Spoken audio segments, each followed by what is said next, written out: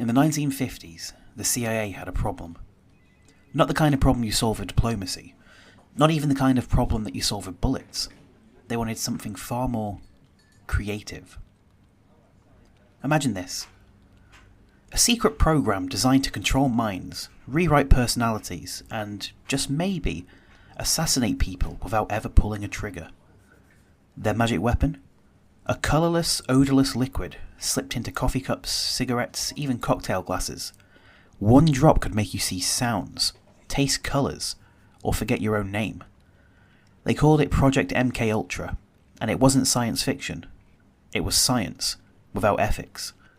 And yes, it's every bit as unhinged as it sounds.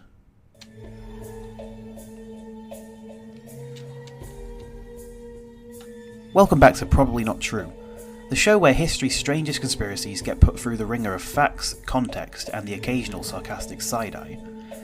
Today we're tackling MKUltra, the CIA's real, actual mind control program that somehow feels like it was written by Hunter S. Thompson, approved by your most paranoid uncle, and executed by people who thought that ethics was a brand of cigarettes. This was Cold War America at its most anxious, its most experimental, and its most willing to throw human rights into a paper shredder if it meant staying ahead of the Soviets. So buckle up. This one is one of those rare conspiracies where the truth really is stranger than the fiction. So, post-World War II, America's riding high on victory and paranoia. The Cold War's just getting started, and Washington is convinced that the Soviets are lurking behind every single curtain in every smoky jazz club, and possibly even at your next church bake sale. Then the Korean War happens.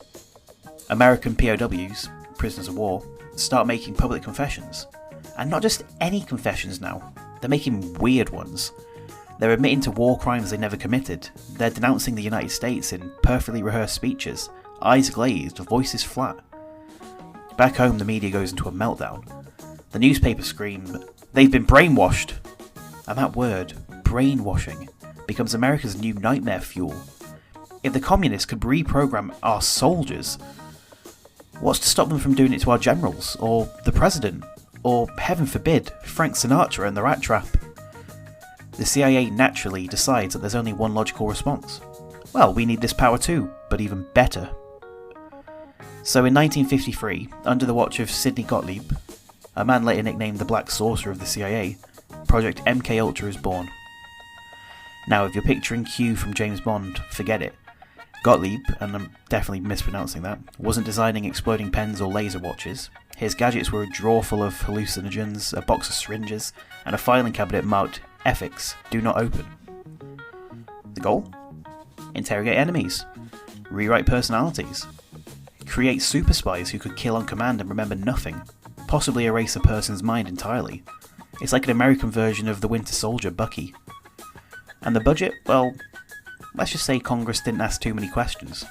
Because if you think this sounds like science fiction now, wait till you hear what they actually did. The LSD experiments. Here's where this story goes from Cold War paranoia to, wait, what did they just do?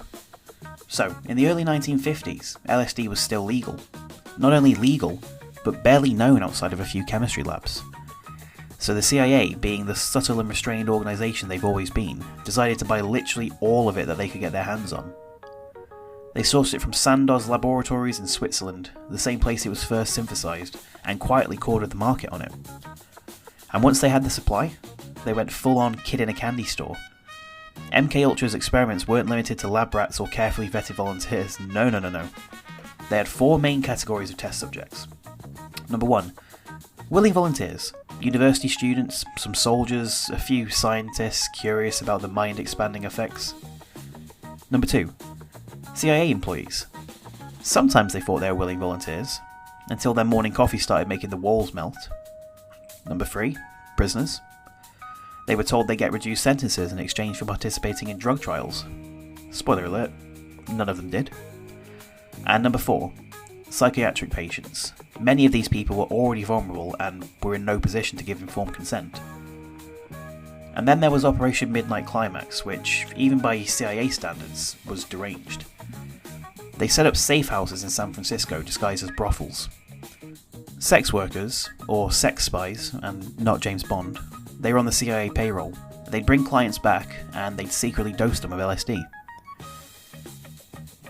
behind a two-way mirror there'd be a CIA operative with a clipboard sipping martinis and taking notes like, "Oh, subject now talking to Lamp. Lamp is winning the argument." Because apparently nothing says national security like drugging businessmen whilst a guy in a van takes notes about your hallucinations. And the list of people who got swept up in this is wild. Author Ken Casey, who went on to write One Flew Over the Cuckoo's Nest, first took LSD in a CIA study. And notorious Boston mobster Whitey Bulger was also a test subject. He was dosed for over a year whilst in prison. And the thing is, this was just the opening act. The really reckless stuff, well, that's still to come. So by now you might be picturing MKUltra as a kind of chaotic 1960s house party where everyone's tripping and someone's in the corner playing the bongos. No. This is where it gets dark. Not all trips were fun. Some subjects had complete psychotic breakdowns. Others developed long-term trauma that followed them for the rest of their lives, and unlike a bad festival weekend, you couldn't just sleep this one off, because most of these people didn't even choose to take LSD in the first place. We'll take the case of Frank Olson. Frank Olson was a CIA biochemist, one of their own, and in 1953 he was unknowingly dosed with LSD at a retreat. He suffered a rapid mental breakdown, and 9 days later he was dead. The official story? Suicide. He jumped from a New York hotel window. The unofficial theory? The CIA might have pushed him because he was planning to blow the whistle. And LSD wasn't the only trick in their black bag. Declassified files reveal a parade of psychological horror. Hypnosis. Attempts to implant commands in subjects' minds to be triggered later like sleeper agents in a spy novel. Sensory deprivation tanks. Keeping people floating in pitch black silence for hours to break down their sense of self. Electroshock therapy, but cranked up to levels way beyond anything remotely therapeutic. Memory erasure. Attempts to wipe entire personalities so that they could rebuild somebody from scratch. Psychic research, because when your LSD-fueled assassin fails, obviously the next step is telepathy. It's like they had a dartboard labelled science fiction torture ideas and just kept throwing darts until they ran out of budget. And here's the kicker. They weren't just testing on enemy agents or hardened criminals. They targeted students, patients, soldiers, random civilians, anyone that thought they could manipulate or quietly make disappear into a study. This wasn't about national security anymore. It was about seeing how far that they could push the human mind before it broke. Exposure, cover-up, and legacy. For 2 decades, MKUltra stayed buried, hidden under layers of classified files, plausible deniability, and national security excuses. And it might have stayed that way forever, if not for another scandal. The early 1970s were a bad time to be the CIA. The Watergate scandal had just blown the lid off of government corruption. Congress was suddenly in the mood to start poking around in places that they previously ignored. Enter the Church Committee. This was a Senate investigation tasked with digging into decades of intelligence agency abuses. When their investigators started peeling back the layers, they found MKUltra, a program so outrageous, so cartoonishly unethical, that it sounded like the plot of a bad spy movie, until the evidence started piling up. Well, some evidence. Because in 1973, just as Watergate was heating up, MKUltra's director Sidney Gottlieb had ordered most of the program's files destroyed, shredded, gone, like they'd never even existed. The only reason we know anything at all is because about 20,000 misfiled documents were accidentally left sitting in a budget office. They'd been stored with routine financial paperwork and slipped through the purge, and those scraps gave investigators their first real glimpse at just how far the CIA had gone. When the story went public in 1975, the outrage, as you can imagine, was immediate. Victims came forward, ex-prisoners, patients, veterans, demanding answers. There were lawsuits. Some received partial compensation, but no one in the CIA faced any real jail time. Gottlieb retired quietly to a cabin, and the agency moved on.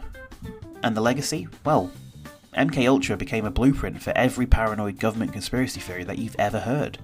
It confirmed that, yes, the intelligence community was capable of doing monstrous things to its own citizens. It left a scar on public trust that still lingers through to today. I mean, even now, decades later, we don't know the full truth. We don't know how many experiments were run. We don't know how many lives were destroyed. And we don't know how many secrets were successfully erased when those shredders roared to life in 1973. MKUltra is a reminder that the real danger isn't the idea of mind control. It's what people will justify when they think no one's watching.